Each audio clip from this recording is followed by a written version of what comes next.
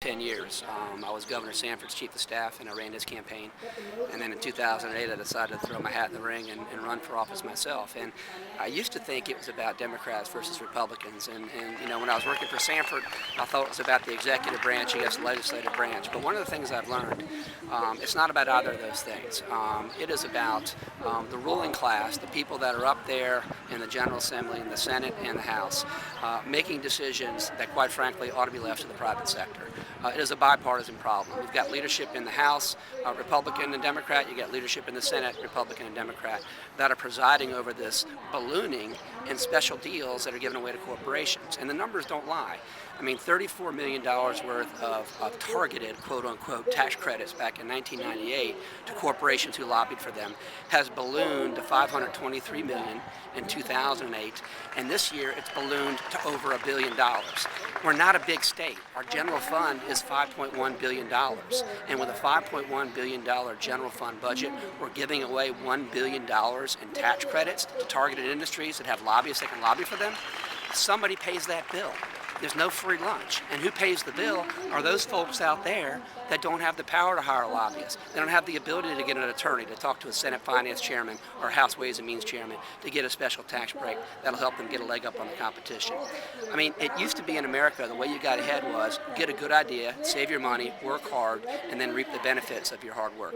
Now the very first thing you do is hire a lobbyist, go upstairs, and try to get a break in the tax code that gives you a leg up on your competition. That's not fair. And that undermines people's confidence in their government and has to stop. Has the Tea Party been receptive to your message?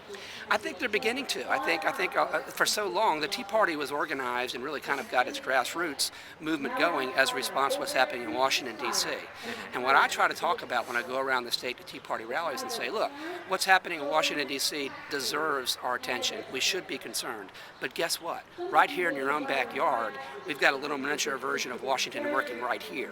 We've got 170 politicians up here deciding they know best about what happens in the economy and can outguess the free market, can outguess capitalism.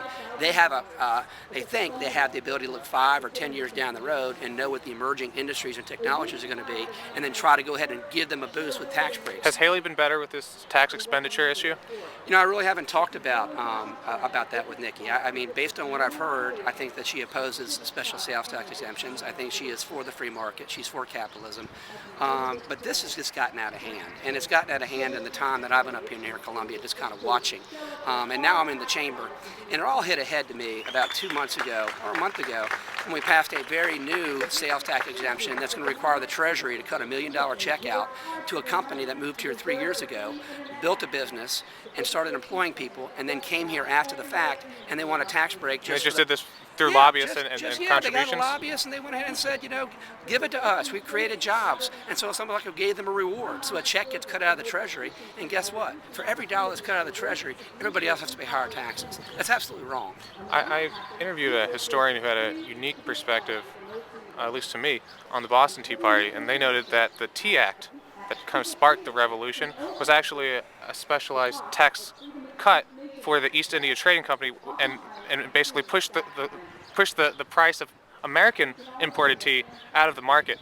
And it seems very similar to what you're saying here. And it's funny, then Tea Party was what, 1773, and here we are in the year 2011, and we're still talking about politicians passing out special tax breaks to help certain targeted The big industries. Corporations, like the East India Trading Company was a British corporation. I mean, it's absolutely crazy, and it's not the free market, and it's not what's made our country great. Our country's been great because we've counted on individuals, taking risks, saving money, working hard. Now, it's large corporations that have access to lawmakers that get huge tax breaks, and there's no way that the little guy can compete. There's no way that the mom and pop shop can compete. They don't have time to take off from their jobs, come to Columbia, hire a lobbyist, and get a special tax break. I mean, it's common sense would dictate if that's the way business is done up here, that's what they should do, but they can't afford to do that. So it's all come full circle. It happened in 1773, it's happening here in 2011. If we truly want to be a free economy, if we truly want to get back to grassroots capitalism, we have to attack the favors. We have to attack the corporate welfare. Republicans and Democrats alike are guilty of this. It is not a partisan battle. It is a battle for freedom and liberty, and those things mean something. They're not abstract ideas. It's about getting government off people's backs and having government stop giving tax breaks to their competitors. Thank you, sir. I appreciate your time. Thank you. Thank you very much.